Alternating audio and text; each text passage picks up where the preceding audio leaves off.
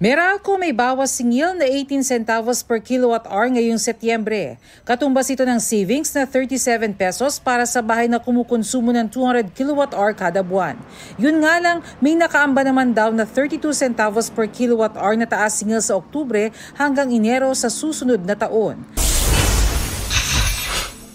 Body cameras gagamitin na rin ng MMDA sa No Contact Apprehension Program o NCAP sa mga pangunahing kalsada ng Metro Manila at sa mabuhay lanes. Ipapasuot ang mga ito sa bagong buong Swift Traffic Action Group o STAG para mabawasan ang face-to-face interaction at pakikipagtalo ng mga motorista sa mga traffic enforcer kapag may road clearing operation.